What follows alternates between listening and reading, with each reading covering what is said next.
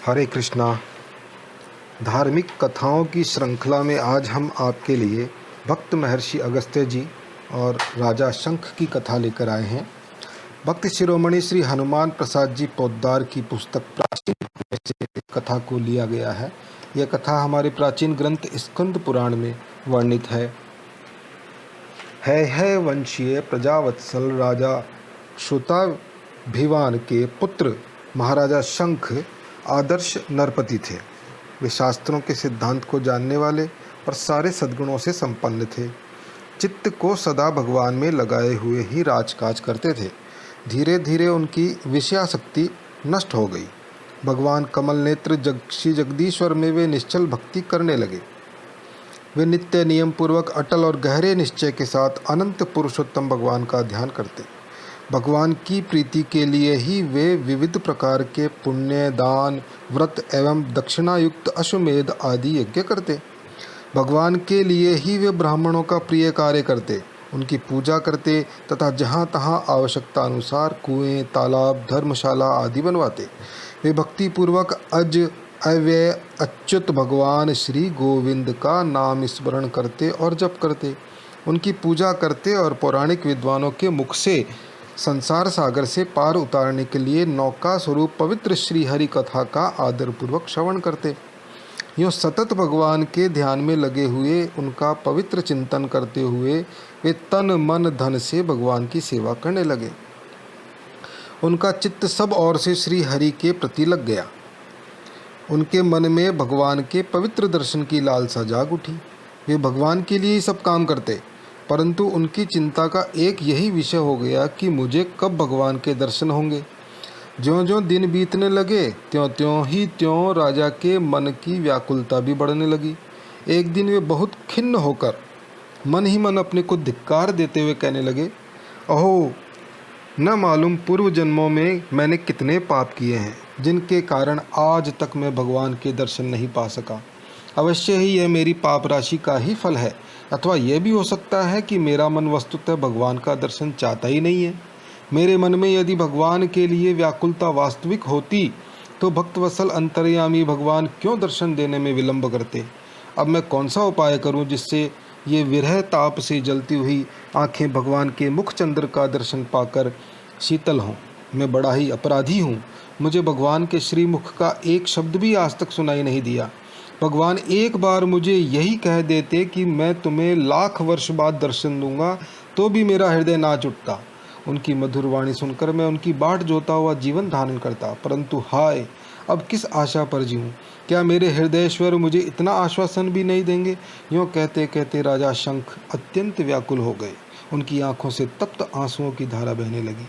उनके प्राण कंठगत हो गए और वे भगवान के ध्यान में बेसुध होकर जमीन पर गिर पड़े। इतने में ही उनके कानों में मधुर आवाज आई। मीठे खरों को सुनते ही हृदय शीतल हो गया। आनंद से शरीर पुलकित हो उठा। उन्होंने सुना, हे प्यारे, तू शोक छोड़ दे। तू मेरा अनन्य भक्त है और सच्चा साधु है। मैं तुझे कभी परित्याग नहीं कर सकता। तूने मेरे लिए बड़ा तप किया है। मैं तुझ पर संतुष्ट हूँ, परंतु अभी मेरे दर्शनों में 1000 वर्ष की देर है। तेरी ही तरह महर्षि अगस्त्य भी मेरे दर्शनार्थ व्याकुल हैं। तो शीघ्र वेंकटेश पर्वत पर चला जा। अगस्त्य भी ब्रह्मा के आदेश से वहीं जाकर तप कर रहे हैं। वहाँ जाकर मुझ में मन लगाकर मेरा ध्यान भजन करता रहे, तुझे वहीं मेरे दर्शन होंगे। 1000 वर्ष बाद भगवान के दर्शन होंगे। सुनकर राजा के मन में हर्ष हुआ। वो हर्ष के मारे नाच उठे। कहाँ मैं नीच और कहाँ सर्वलोक महेश्वर नारायण। 1000 वर्ष के बाद भी मुझे दर्शन तो देंगे। आहा, मेरे समान भगवान भाग्यवान और कौन होगा। मुझे भगवान 1000 वर्ष के बाद दर्शन देंगे। इस प्रकार विचार करके राजा आनंद मग्न हो गए। सच्चे भक्त बड़े ही धैर्यवान होते हैं। वे कच्चे साधकों की भांति अल्पकाल में ही उकता कर साधना छोड़ नहीं बैठते। फिर भगवान के मिलने का तो कोई मूल्य ही नहीं है। भक्त समझता है कि 1000 वर्ष की साधना के बाद भी यदि वे मिल जाते हैं तो बहुत सस्ते में मिलते हैं। वास्तव में साधना के बदले में या साधना के फलस्वरूप भगवान के दर्शन नहीं होते। जिस पर कृपा करके वे अपनी योग माया का पर्दा हटा लेते हैं, उसी भाग्यवान भागवत को भगवान के दुर्लभ दर्शन प्राप्त होते हैं। भगवान के दर्शन के लिए देवता भी तरसते हैं। त्रिदेवगत भगवत स्वरूपों के दर्शन तो देवताओं को हो जाते हैं, परंतु साक्षात प्रभु अचित्यानंद सौंदर्य माधुर्य के सागर भगवान के दर्शन तो किसी को केवल उनकी कृपा से ही होते हैं। उनके दर्शन का क्या मूल्य है। युग युगांतर तक साधना करने पर भी उनके दर्शन की योग्यता नहीं प्राप्त होती, अतः 1000 वर्ष में दर्शन हो जाना तो उनकी बहुत बड़ी कृपा का प्रभाव है। अपने को इसी भगवत कृपा का पात्र समझकर राजा की प्रसन्नता का पार न रहा, परंतु अब 1000 वर्ष में एक क्षण भी दूसरे किसी काम में क्यों बीते। अतएव राजा ने उसी समय अपने सुयोग्य पुत्र वज्र को प्रजापालन का भार सौंपकर नारायण के दर्शनार्थ नारायणगिरी को गमन किया। वे इतनी जल्दी चले मानो इसी क्षण दर्शन हो रहे हैं और एक ही क्षण की देरी में दर्शन नहीं होंगे। यह सोचकर न तो निश्चिंत हुए, न भजन में ही तनिक कमी आने दी कि दर्शन तो 1000 वर्ष बाद होंगे, और वह जब भगवान ने बोल दिया है तो दर्शन होने में कोई संदेह भी नहीं है, फिर इतनी जल्दी क्यों की जाए। लेकिन वो निश्चिंत नहीं हुए। राजा उसी समय चल पड़े और भगवान का स्मरण करते तथा अपने सौभाग्य पर प्रमुदित होते हुए जहाँ तक हो सका शीघ्र से शीघ्र नारायण पर्वत पर पहुँच गए। वहाँ पहुँचकर उन्होंने देखा पर्वत के बहुत ऊंचे शिखर पर स्वामी पुष्करिणी शोभित है। उसमें अमृत के समान जल भरा है। अनेकों सिद्ध गंधर्व और देवता उस स्वामी तीर्थ का सेवन कर रहे हैं। अनेक प्रकार के पक्षियों के कलरव से तथा कुमुद कमल आदि की सुगंधि से स्थान अत्यंत मनोहर हो रहा है। राजा शंख ने बहुत पवित्र और मनोरम स्थान देकर उसी के तीर पर अपनी पर्णकुटी बना ली और चित्त की गति को अचल करके परमात्मा श्री नारायण के ध्यान में लगा दिया। वे अनन्य चित्त से ध्यान परायण होकर दारुण तप करने लगे। उधर ब्रह्मा जी की आज्ञा पाकर महर्षि अगस्त्य भी सैकड़ों मुनियों से घिरे हुए उसी पवित्र पर्वत की प्रदक्षिणा कर रहे थे। देवता और ऋषि मुनियों को इस बात का पता लग गया कि महर्षि अगस्त्य को दर्शन देने के लिए श्री भगवान वेंकटेश शैल पर प्रकट होंगे। अतएव भगवान के दिव्य दर्शन की लालसा से ब्रह्मा, इंद्र, स्वामी कार्तिक आदि देवता और सनकादिक योगींद्र, नारदादि देवर्षि तथा अन्यान्य सिद्ध महात्मा भी इस शुभ अवसर पर भगवान के दर्शन की लालसा करने लगे। ऋषि अगस्त्य जी को भगवान श्री गोविंद की पूजा अर्चा करते करते वहाँ 1000 वर्ष पूरे हो गए, परंतु उन्हें पुंडरीकाक्ष भगवान के दर्शन नहीं हुए। तब महर्षि को बहुत ही चिंता हुई। इतने में ही वहाँ बृहस्पति, शुक्र आदि ने आकर महर्षि अगस्त्य से कहा, हे मुनिवर, आपके समान द्वितीय नारायण सदृश अनन्य नारायण भक्त का दर्शन पाने से आज हमारा जीवन सफल हो गया। हम लोगों के जी में भी भगवान के दर्शन की बड़ी लालसा हुई, इसलिए हम सब ब्रह्मा जी के पास गए थे। ब्रह्मा जी ने हमसे कहा है कि श्वेत द्वीप के दक्षिण भाग में वेंकटेश नामक एक पवित्र पर्वत है। वहाँ महर्षि अगस्त्य और राजा शंख भगवान के दर्शन के लिए कठोर साधना कर रहे हैं। सर्वलोक महेश्वर श्री गोविंद स्वयं उन्हें दर्शन देने के लिए वहाँ प्रकट होंगे। तब हम सब देवगण भी उनके दर्शन कर कृतार्थ होंगे और यह सुअवसर बहुत शीघ्र उपस्थित होगा। अतएव आप लोग वेंकटेश पर्वत पर जाकर महर्षि अगस्त्य से मिलिए और उनको साथ लेकर शंख के पास जाइए एवं सब लोग मिलकर भगवान से शीघ्र प्रकट होने की प्रार्थना करते हुए उनकी प्रतीक्षा कीजिए। हे मुनिश्रेष्ठ, ब्रह्मा जी के आदेश से हम लोगों ने यहाँ आकर तेजपुंज आप महाभाग के दर्शन किए हैं। अब आपके साथ स्वामी पुष्करिणी के तट पर जाकर महाभाग शंख के दर्शन करेंगे। भगवान की भक्ति का क्या ही अपूर्व महात्म्य है। सविधि आराधना करने पर भी जिन महान महर्षि और देवताओं का प्रसन्न होना कठिन होता है, वे ही महामहिम महर्षि और देवगण भक्त के दर्शनार्थ उनकी कुटिया पर जाते हैं। अस्तु, महर्षि अगस्त्य को इनकी बात सुनकर बड़ी प्रसन्नता हुई। उनका शोक जाल कट गया। देवगुरु बृहस्पति जी के नेतृत्व में देवताओं को साथ लेकर अगस्त्य शीघ्र ही स्वामी पुष्करिणी के पास जा पहुँचे। वहाँ जाकर देखते हैं कि नरपति शंख अपने मन, वचन और शरीर की समस्त चेष्टाओं को श्री भगवान में अर्पण करके निश्चल समाधिस्थ हो रहे हैं। ऋषि और देवों के आगमन की बात जानकर राजा ने सबको प्रणाम किया और यथा योग्य स्तुति प्रार्थना करके सबकी पूजा की। बृहस्पति जी ने सब समाचार सुनाए। तदनंतर सब लोग भगवान की प्रतीक्षा में उनके श्री गोविंद नाम का कीर्तन करते हुए अपने को कृतार्थ मानने लगे। इस प्रकार 3 दिन स्तुति, प्रार्थना और कीर्तन करते बीत गए। तीसरे दिन रात के समय सबको नींद आ गई। तब उन्होंने शेष रात्रि में एक विलक्षण स्वप्न देखा। मानो पुरुषोत्तम हरि भगवान शंख चक्र गदा पद्म आदि धारण किए प्रकट होकर बड़ी ही प्रसन्नता के साथ उनके सामने आकाश में स्थित हुए मंद मंद मुस्कुरा रहे हैं। सब लोग स्वप्न में भगवान के दर्शन पाकर आनंद मग्न हो गए। जागने पर स्वप्न दर्शन को श्री भगवान के शुभ आगमन की पूर्व सूचना समझकर बड़ी उत्कंठा के साथ भगवान की प्रतीक्षा करने लगे। प्रातःकाल होने पर उन्होंने आदरपूर्वक यथाविधि पुष्करिणी में स्नान किया और नित्य कर्म करके पुनः भगवान श्री अच्युत की आराधना में लग गए। सब मिलकर नाना प्रकार से भगवान की स्तुति और ओम नमो नारायणाय इस अष्टाक्षर मंत्र का जप करने लगे। सबके मन में यह निश्चय था कि बस अब भगवान प्रकट होने वाले ही हैं। पल पल में वे भगवान के प्राकट्य की बाट देखते थे। उनका चित्त सब ओर से सर्वथा हटकर केवल श्री भगवान में ही अनन्य भाव से अर्पित हो रहा था। इतने ही में अकस्मात उनके सामने एक महान अद्भुत तेज प्रकट हुआ, मानो असंख्य कोटि अग्नि, चंद्रमा और सूर्य एक ही साथ प्रकट हो गए हैं और उनकी वह तेजो राशि अपूर्व शोभा धारण कर आकाश में विराज रही है। अनंत प्रकाश होने पर भी उसमें दाह और ताप नहीं है और न आंखें ही उस तेज से चौंधियाती है।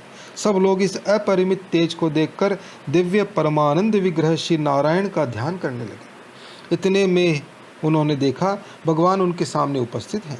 भगवान का स्वरूप वाणी और मन के अतीत है। उनके 1000 नेत्र हैं, 1000 बाहु हैं, 1000 पैर हैं, तपाए हुए सोने के समान प्रभा है, तेजोमयी कांति है, मनोहर होने पर भी अति भयंकर आकृति है, भयानक दाढ़े हैं, मुख से अग्नि की शिखाएं उगल रहे हैं।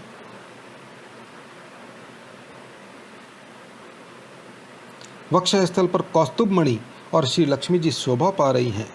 अचिंत्य अनादि अनंत सर्वात्ममय समस्त ब्रह्मांड के प्रकाशक भगवान के ऐसे अत्यंत भयदायक स्वरूप को देखकर सब लोग डरते हुए भी अत्यंत हर्ष के साथ उनकी स्तुति करने लगे। भगवान श्री हरि के वे जो महान तेजस्वी आयुध लोक रक्षार्थ त्रिलोकी में विचरण करते हैं, वे सब भगवान की सेवा में उपस्थित हो गए।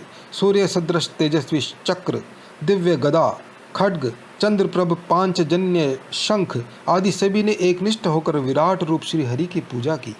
पांचजन्य की उग्र ध्वनि से राक्षस डर गए। ब्रह्मा, रुद्र, इंद्र आदि देवगण अत्यंत आश्चर्य में डूबकर अपने अपने वाहनों पर सवार होकर वहां आ पहुँचे। सनकादि योगी, वशिष्ठ आदि मुनि, गंधर्व, सर्प, किन्नर, विक्षकसेन, गरुड़, जय आदि भगवान के सेवक और श्वेत द्वीप निवासी नित्य सिद्ध महात्मा सब वहां आ गए। वृक्ष पुष्प वृष्टि करने लगे। किन्नर और गंधर्व मुदित मन से गाने लगे। ब्रह्मादि देवता स्तुति करने लगे। सब और आनंद का प्रवाह बह चला, परंतु भगवान के भयानक स्वरूप से मन ही मन सब डर भी रहे थे। सबकी इच्छा थी कि सौंदर्य माधुर्य निधि श्री हरि अपने परम सुंदर सौम्य स्वरूप में हमें दर्शन दें। अतएव देवगण की प्रार्थना सुनकर भगवान गंभीर वाणी से बोले, हे वत्सगण, देखो मैं अपनी भयानक मूर्ति को छिपाकर अत्यंत प्रिय शांत स्वरूप हो जाता हूँ। अब तुम लोग व्याकुलता छोड़कर सुखपूर्वक दर्शन करो। इतना कहकर भगवान क्षण भर के लिए अंतर्ध्यान हो गए। दूसरे ही क्षण सबने देखा एक सुंदर रत्न रचित विमान सामने प्रकट हो गया है। उस पर भगवान विराजमान हैं। उनका मुख कमल चंद्रम बिंब की भांति शांत और नील कमल के समान शोभित है। करोड़ों चंद्रमाओं के समान सुधा वर्पिणी शीतलता और करोड़ों सूर्यों के समान भगवान का प्रकाश है। भगवान स्वर्ण के समान पीत वस्त्र धारण किए हुए हैं। सुंदर अंगों पर अनेकों आभूषण और हाथों में शंख, चक्र, गदा और पद्म सुशोभित हैं। ब्रह्मादि देवता, मुनि, महर्षि अगस्त्य और राजा शंख भगवान के इस दिव्य मधुर स्वरूप को देख देख कर आनंद में उन्मत्त से हो गए और नाना भांति से स्तवन करने लगे। तदनंतर श्री भगवान ने महर्षि अगस्त्य से कहा, तुमने हमारे लिए बहुत तप किया है। मैं तुम पर अति प्रसन्न हूँ। जो तुम्हारी इच्छा हो सो मुझसे मांग लो। भगवान के वचन सुनकर हर्ष गदगद वाणी से अगस्त्य बोले, प्रभो, आज मैं क्या नहीं पा गया। मेरे यज्ञ, तप, अध्ययन और श्रवण आदि आज सब सफल हो गए। आज मैं तीनों लोकों में धर्मात्मा और धन्य हो गया। मैं आपको खोज रहा था, आज आप स्वयं मुझे दर्शन देने पधारे। आपकी इस कृपा दृष्टि की कल्पना में ही मेरे समस्त मनोरथ सिद्ध हो गए। हे माधव, मैं विचार करने पर भी ऐसी कोई स्थिति या वस्तु नहीं देखता जो मुझे प्राप्त करनी हो। हे प्रभो, आपकी इस महान कृपा से बढ़कर और क्या है जो मैं मांगूं। इस पर भी यदि आपकी ऐसी ही आज्ञा है कि मैं कुछ मांगूं, ही तो हे नाथ यही मांगता हूँ कि आपके चरण कमलों में आप मेरी निरंतर अनन्य भक्ति कर दीजिए। तत्पादाम्बुज जयोर भक्ति में एवं कुरु निरंतरम। भगवान ने अपनी दुर्लभ भक्ति देकर मुनि को कृतार्थ किया। तदनंतर देवताओं की इच्छा से अगस्त्य जी ने भगवान से यह वर और मांगा कि आप इस पवित्र वेंकटेश पर्वत पर निवास करें और यहाँ आपके दर्शनार्थ आने वालों की मनोकामना पूर्ण हो। भगवान ने महर्षि अगस्त्य की इस प्रार्थना को भी सहर्ष स्वीकार किया। फिर भगवान राजा शंख से बोले, हे वत्स, तुम्हारी भक्ति से भी मैं बहुत ही प्रसन्न हूँ। मुझे वरद समझकर जो चाहो सो मांगो। तुमने मेरे लिए बड़े कष्ट सहे हैं। देखता हूँ तुम्हारा शरीर तपह क्लेश से अत्यंत क्रश हो गया है। राजा शंख ने बड़े ही विनय के साथ हर्षोत्फुल्ल हृदय से भगवान से कहा, नाथ, मुझे आपके चरणों की सेवा छोड़कर और कुछ भी नहीं चाहिए। अपने भक्तों को आप जो कुछ दिया करते हैं वही मुझे भी दीजिए। इसके सिवा मैं मुक्ति आदि कुछ भी नहीं चाहता। भगवान ने कहा, वत्स, ऐसा ही होगा। जो नित्य मेरी सेवा में लगे हैं उनके लिए कुछ भी दुर्लभ नहीं है। मत सेवा योग भव्या नाम लभ्यम किमु विद्यते। इतना कहकर भक्त कल्पतरु भगवान नारायण, महर्षि अगस्त्य और राजा शंख को हृदय से लगाकर देवताओं के द्वारा की जाने वाली स्तुति को सुनते हुए अंतर्ध्यान हो गए। तभी से वेंकटेश पर्वत की महिमा बढ़ गई, जो आज भी उसी प्रकार वर्तमान है। बोलो भक्त और उनके भगवान की जय।